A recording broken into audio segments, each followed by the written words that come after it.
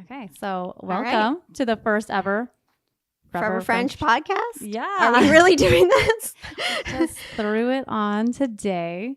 I got tricked into being here. 100%. That's how things work when you work at Forever French. 100%. It's just about just deciding to do it. You just got to go with it. We don't do like a lot of pre-planning. It's better to not plan. You just got to go with it. We just, yeah. So here we are. Chantelle French, and I own the brand. And then I have Sarah with me. I am Sarah Stahl, and I've been working with Forever French for almost 2 years. Yeah. It's going to be 2 years this October. Yeah, you got here. Which is wild. It does. When I say 2 years, it's like, that's not a long time. But you've seen some stuff. In Forever French land, yeah. It's been a time. Yeah, it's been a long time. How did things get started? Let's rewind back to the Forever French beginning. The very beginning. So Forever French, the brand, I feel like it's so intertwined with like Charlie's story and getting diagnosed with autism and starting the brand. Like they totally collide in our one thing, and also why? Like who would start a brand when they're like in the midst of like the most traumatic, hard dealing craziness part of your life. Let's just start a clothing brand. So with autism, it's so interesting, or it just is what it is.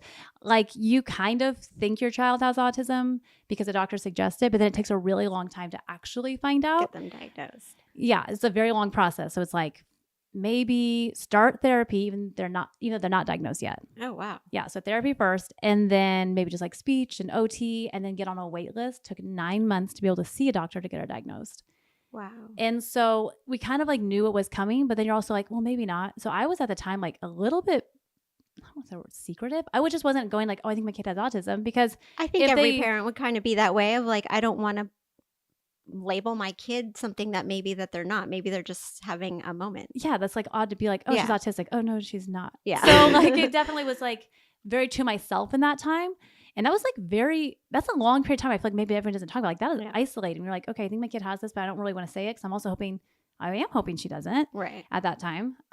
So she gets diagnosed, and we are already doing therapy. We're starting a way more intense therapy, and it's 40 hours a week. And initially we tried doing it at home, and that just like it didn't work out. Like we couldn't find anyone reliable to show up every day. They kept quitting. Wow. She was challenging. Well, and I'm sure in a home environment too, there's also those outside struggles of distraction. Yeah, she does much better in the clinic, but so I find a clinic, and we decide to start driving every day, but it's like an hour each direction. It's far. And I have a child 18 months younger than her. And then I have a newborn, and which is Ocean. I can't imagine. And so I'm like, whatever it's going to take, because no one else has been reliable. I know I can rely on myself to go every day.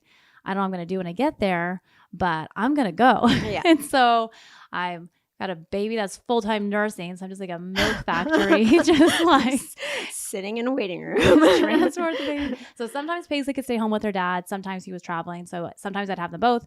Always I had Ocean, and then the baby, and then Charlie was in therapy. But it didn't make a lot of sense to drive back, because then the kids would be in the car 4 hours a day, like the baby would be. So sometimes we would go to Target, sometimes we'd be in the waiting room, but ultimately we would hang out in the waiting room.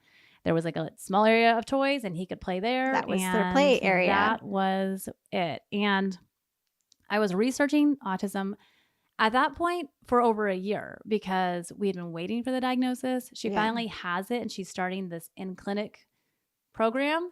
And I was feeling like dark in my mind. Like it's too much negative stuff, and worst case, and what if she never gets potty trained, and what if we're thinking about adult diapers, and what how if this is going to affect her for the rest of her life. For sure. And is she ever going to talk to me? Like, is she ever going to tell me she loves me? Like, all the mom stuff that you're now having to kind of put on hold. Yeah, super heavy. And so I was like, we need something like a distraction. And so initially her artwork was that we used to create the very first collection was a piece print. Yes, from her therapy. So she painted that one of her first therapy sessions. And I originally wanted it just for myself. And then I was like, oh, we should make like more of these. And then I was like, oh, we should just have a whole brand. And then just like saying that, even stuff like that, like I didn't feel like I could just say because I wasn't confident. Like I didn't know how to start a brand. I didn't know how to manufacture anything. Right. If you don't know how to do anything and you just say something, it sounds really kind of dumb to yourself. Like, right. I'll just start a brand. Like, yeah. Well, I'm sure at that time too, it just felt like I'm just doing something for myself and we'll see how that goes. And if other people want it. Yeah. I didn't have Instagram, like even personally really at the time. Like I didn't know what an influencer was. I didn't know what I was getting into. Honestly, if I knew everything, I might be more scared. I might have been more scared. So at this point, Charlie is 3. She's 3. She's in full time. She's in the, it took a while for them to get her all the hours because it's also hard to get in once you get diagnosed. So the plan was to do 40 hours, but I think she started at 20, which made it really hard to do the drive because she's only going there for 4 hours. So I couldn't drive there, then drive back. I'd only be home for an hour before I need to drive back to get her again. Yeah. So that was why the driving initially wasn't going to happen. And then once she was there longer, you could kind of maybe sometimes go home, but I am a clingy mom. You didn't want to leave your baby there an hour away. Yeah. I can't drop my 3-year-old. I can't physically be that far away because I've got problems, attachment problems. So with your spare time, you started trying to figure out how to get this beautiful art on. What was the fabric. First piece? Fabric? Or I just wanted to get on fabric. So the very first things we made were a knotted gown and a swaddle. So when we launched, those were our main 2 products. items. Yeah. We ended up like at the very end adding like some screen printed items and bows. Like we definitely added, but that was what we bought a lot of. I had $8,000 to spend. My husband said, here you go. This is your startup money. This is it. And I want to be paid back. And like, this is a loan. And, to myself, obviously. Yeah. Kidding. He's not like crazy, but kind of. Well, but I mean, you have to, that's a good amount of money to, okay, now what are you going to do with it? Yeah. I think a lot of people think you have to have like $100,000 to start a brand. Or, I mean, I think I could have started it for less. I didn't know better. I initially was manufacturing in India and the minimums were higher. Oh. And I didn't know about finding a lower, people talk about MOQ, so a minimum order quantity. So I think I ordered 100 of every item per size, which is a hefty. Lot at the beginning. A lot. That's a lot now. So. Yeah. So I had, I think, 7 gowns and 7 color options. We had 700 gowns and 700 blankets. And I was like, okay, let's get going. So now you have the product. Well, so I did that all wrong too. So I researched manufacturers. I couldn't find information. Now I feel like it's easy to find information. I don't know if that's just because like all the targeted ads, because if you look something up, I feel like then it finds you. Right. At the time that wasn't happening yet. Yeah. And so I looked up all these manufacturers. I settled on one in India. I went on their Instagram and saw who was following them and contacted a bunch of them to be like, hey, did you work here? And did they steal all your money and not send you anything? What happened? That's some good background work. It's like detective stalking. Yeah, you have to, because the thing is about India is you have to do a bank transfer, like cash bank transfer. We're not using a credit card. Wow. I would not recommend doing that. Okay. But that's what I did. So that's beginner user information. Yeah. I mean, I lucked out that nothing really bad happened to me, but I've heard other people's horror stories. But I don't know how to buy something out of the country. Yeah. Not pro in buying stuff in India. Yeah. And I didn't have anyone to ask, and I don't know. Maybe I should have YouTubed that. I feel like I Googled a lot of stuff. I talked to a few people who had used them who were kind enough to even tell me that. That's so nice. Yeah. I probably wouldn't respond to a DM like that. I'd be like, at this point, probably not. But so we ordered it. The product came. And now you have to get it out. Yeah. I also don't know how to At this point too, does Forever French Baby exist on Instagram? Or are you still just a mom in Gilbert? Well, yeah. So I think I started a page. I took a picture of Ocean because he was a baby. I didn't have any product yet, so he's just naked in a diaper with a little letterboard that said Forever French coming soon, with whatever year. I'll have to find that little photo somewhere. We have to dig that out. Yeah, but he's not even wearing any clothes because I don't even have any product yet. But I'm like, oh, let's just start this Instagram. And I was just messaging, I would find mom groups or mom whatever, and just DM all day until Instagram would literally block me for thinking I'm like a robot, like spam. Like you can only like so many things a day, in case you're wondering. They'll be like, what are you doing? Like, you're all done. And so, I would like message people and tell them this was to be the drop date. And I would be terrified to do those things now. But I didn't know better. I didn't know that wasn't like. Well, and this was Instagram 6 years ago too. So I feel like. Yeah, people were very. It was less spammy. It was more neighborly. Yeah, it was less businessy. It was definitely, I think, a different time. But yeah, so okay, I would say that on day one that we did have a successful launch day. How did it go? I mean, I'm gonna have to look it up, but I feel like we did like $700 on our very first day. I'd say that's a really successful first day. I thought like we made it. But then day 2 came. Yeah, there was no $700 on day 2. And I had spent $8,000. So I'm like, oh, we got a ways to go. So I just kept messaging girls and I would offer them discount codes. And yeah, I don't really know. I mean, it obviously is just slow. It takes a long time. But so at what point did Forever French move from being an at-home in the closet setup to brick and mortar? Oh, that took a long time. That took a long time. Well, yeah, there was Charlie's story kind of intertwines in there and gets crazier because we were living in a house in Casa Grande. And so like an hour south. And so they were like, we want to potty train her, but we have to potty train her in a home setting. And your home's too far away. We won't come there. So you need a home here. And I was like, yes. Great. Potty training, like at the top of my list of like reasons to move. Yeah, like potty training has to happen. So I was like, okay, so put my house for sale, it wouldn't sell. And so I was like, well, me and my husband talked about it. I'm like, it is what it is. We have to go. Like, leave it for sale down there. It fell out of escrow 4 times also. So we had moved out once thinking it was going to close. We signed and then they did not sign.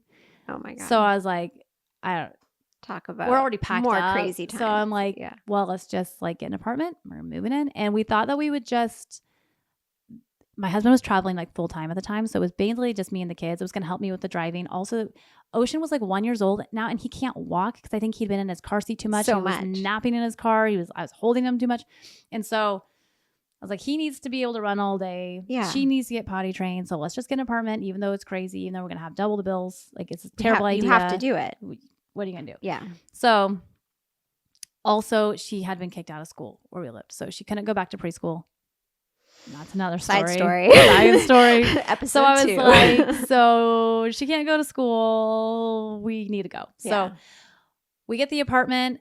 We're not there 2 months and here comes 2020 and it's the end of the world. And now we're all locked inside this little apartment and like then the house sells. So now, oh my gosh, they move all her therapy in and my second daughter also gets diagnosed. So I have 2 therapists in the house, 40 hours a week, plus me, plus my husband, plus my baby, 2-bedroom apartment. And I'm like, this brand's not dying here. Like, I will make this survive. That would have been the time to stop. This is my only thing. When I picked the apartment, I picked a 2-bedroom instead of a 3-bedroom because it had better closets. Because I was like, we will take this one giant closet and use it for the whole family. We shared one family closet. And then the other closet was just the brand. So I could lock it, keep the kids out. Because I didn't want to give the brand a whole bedroom. That makes sense. Because you only get so much square footage in an apartment. So I'm like, 2 rooms, they'll actually get more. Because if I get a 3rd room for the brand, we're going to have less room for the kids. Yeah. So so that's what happened. So we were a closet brand for a while. Out of the closet now. Out of the closet. Yeah. So then it took a while to end up here, in this office we're in now. We bought this house after that house sold and I had to renovate it all through 2020. Our team here, our workers, they all got COVID like 20 times. Like all the electricians got COVID. We had to shut down. Oh my gosh. All the plumbers got COVID. Had to shut down. So now you are in a home in Gilbert. Charlie's getting potty trained. She got potty trained in that apartment. That apartment was a magical place. I mean, it was a weird backward step in life, but she got potty trained there. Ocean learned to walk there, and the brand really took off there. Okay, so at what point then are we adding more products to the Forever French lineup? What was the decision to, I need to add more stuff? And what was it gets the second really product? hard to sell the same 7 items. You only got a very small audience there. You already bought it. And I'm like, guys, look at this gown. You've seen it every day for a year. Do you same still colors. love it? Do you still like it? Yeah. So getting more product was so important, but I also needed to sell product to be able to afford new product. More product. And the world was very unknown at the time. So I definitely wasn't about to invest anymore. I'm like, we have to sell stuff to buy more stuff. And so I did find, a manufacturer found me. They emailed me on like the business email and said like, we're a manufacturer in China and we can do a smaller minimum order.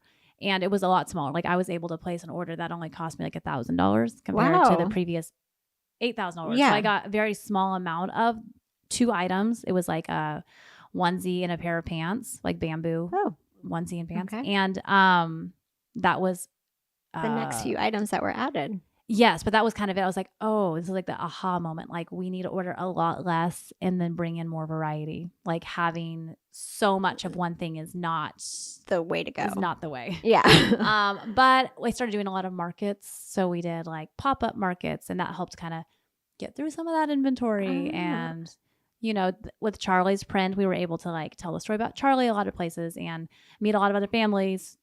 I feel like almost everyone that are in that community. Someone knows someone with autism at this point, which is funny because when Charlie got diagnosed, I knew like nothing about it.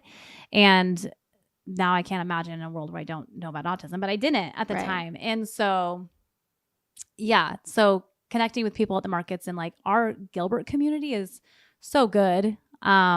I feel like it's just as strong. Like people love to shop small here and they like to know your story and they like to know you. Yeah, they love supporting each other. Oh yeah. And you know, you work in the Gilbert shop. So you see these people every day. Yeah. I don't think there's a better community we could have started in. Yeah, it's true. I mean, there's so many amazing people that I see week after week that come into shop and they're so excited to buy more stuff. Yeah, they're it's like the best thing. It's they get so excited and I get excited for them. Like, look what we got in. And it's amazing at how far it's come. Or when it's like a regular shopper and they come in and tell us they're pregnant. Yeah, it's the best feeling in the world. It's a great little piece. Or if someone, is going to tell their parents for the first time and they're buying a little outfit to like show their parents. It's really cute. Yeah, the shop has so many stories on its own. I mean, water breaks there. People have babies there. that we'll probably have to get into, which I'm sure some people know. But yeah, stuff. This Gilbert shop's exciting for sure. But yeah, so we got more product.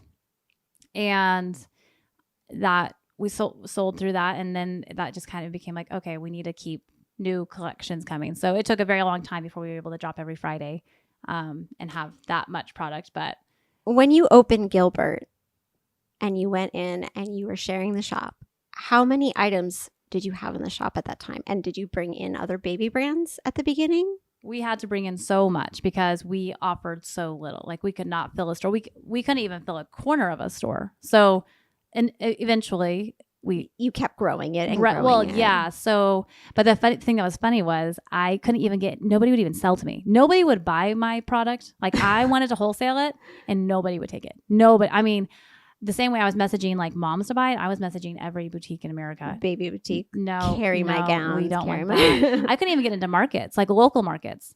No. Wow. Like, well, we won't name them. We won't name them now. We have no hard feelings. They asked me to come now. Okay. They asked for me now, but they wouldn't have us back then. And yeah, I mean, I couldn't sell my product anywhere. A lot of no's, which I love to be told no at this point in life. Like every no has gotten me to the next And I think that's what a lot of people don't understand about you and this business is they assume that it was easy and they underestimate the amount of drive that you have when people tell you no. Oh yeah. You've been around long enough to see it. I mean, when you get told no, you just fire. It just lights a fire. I think some people like are kind of defeated when they're told no, and I am not. I'm lit up, and I have to thank my husband for that because that's how he is. And I've watched him, like, so for the first half of our marriage, it's been like he was working full time and just doing tons of crazy stuff, and he was going through it and being told no a lot, and he was always fighting through it. And I think I watched that, and then it was my turn to start this, and couldn't sell. And then once I opened the shop, I also couldn't buy. Nobody would sell to me. Wow. So I opened this boutique and I think I'm going to bring in all my favorite brands. And they're like, no. Who no, are you? No, Yeah. we won't sell to you. And I'm like, wait, what? And it was like a proximity thing. It's like if they sell within 25 miles of other boutiques, they won't take on a new shop. Yeah. I don't think it was like a me personally thing, or it was. I don't know. Maybe. But yeah, I couldn't even find, like, I wanted some dresses. Couldn't buy a dress to save my life. So eventually now I feel like, again, years later, there's easier ways. There's like third party markets, like you can buy on like a wholesale website, right? Like, and buy other, I feel like a lot of the steps have gotten easier, or maybe you just have to know about them. And I'm just like flying blind all the time. Maybe you just keep pushing until you get the right answer. Or that way. Yeah. But every time I get told no, I'm like, okay, well then I'll make it myself. Yeah. And so I couldn't find a dress to buy. So we ended up making a dress. Yeah. Which was one of our best sellers ever, which I never wanted to make a dress. I never would have made a dress. I never wanted to make a dress. I just was like, oh, we have a store. We need to sell dresses. No one will sell me one. I guess I'll make one. And those were, do you remember the tutu dresses? We had like the pink and the gray. I do remember. And those were huge for you guys. That was a Forever French, like big It was. hit. It was a big item. So I'm like, someone tell me no. Someone tell me no. And I feel like that's still like super relevant now. So I think that if you are starting a brand or a business of any type, you have to be ready for the no, and ready for the hard work of hours upon hours. Oh yeah, don't want to sleep. If you want to start a brand, don't plan to sleep. But then also, like, if you get told no, now I'm at this point, I'm like, I'm excited about it. It's exciting because like, okay, great. It's a challenge. I'll do it myself then. Let's keep going. Yeah. So and that is also part of the main reason I opened a store was nobody would buy it. Okay, so I have to have somewhere to sell it. I guess I'll just open my own. Like, this is fine. Well, I guess everything you get a no. There's a lot of no's. So even with influencers, I would like, again, I had no idea. I'd be like, just hitting... like this girl has like 1 million followers. I'm like, can I send you like a onesie? And they're like, what? No, like that's not how that works. Again, I knew like nothing. It takes some time. You have to they want you to prove themselves just as much as you want. Well, I mean, also a lot of them want to get paid a lot. Yeah. Yeah. We obviously couldn't pay influencers. Right. But we did find local influencers who were very good to us. Our local community, from our shoppers to influencers, have all been very supportive. I got less no's there than probably anywhere else, which is so great. Yeah. I mean, I think it's a lucky little realm that we have here in Guilford. It is. And I met quite a few of them actually at markets or in person. I met one of the first girls at Swim House, and they would be willing to take product and they would share it. And I think influencer marketing was a huge help for sure. Specifically locally, and then probably beyond that too. And and then eventually being able to get to the place where we could work with influencers and do design collabs with them.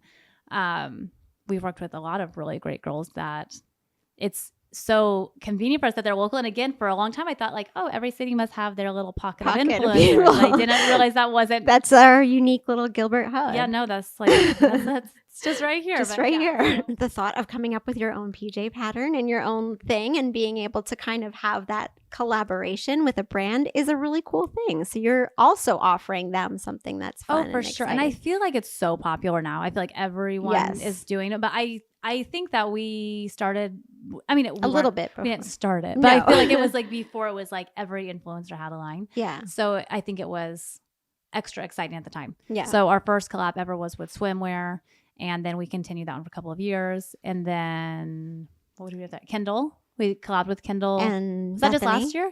Yeah. No, we did Bethany, the first. Garcia Diaries, yeah. And then Kendall, Kendi Do on Instagram. And then we have another collab with her coming out. I do like to collab with the same girls, which I don't know if everybody does that, but I'm if we had a good experience and we had a good time, let's do it again. People like it, they like it, we like it. Yeah. So, but for sure, for years, I couldn't give away a product to an influencer. So then to get to a place where they would actually work with you and put their name on your product, right? It's pretty cool. You came in, I feel at the big shift. A big shift for Forever French. So I was hired because you, for the first time, needed employees. Yeah. You couldn't do it on your own. Yeah. In fact, I replied to a post because you were working at the shop with all your kids. Yes. And you're like, I need help. And I was like, I will be there. Yeah, that is true. I forget there was a time where there were no employees. Yeah. I don't ever want to go back there. That wasn't it.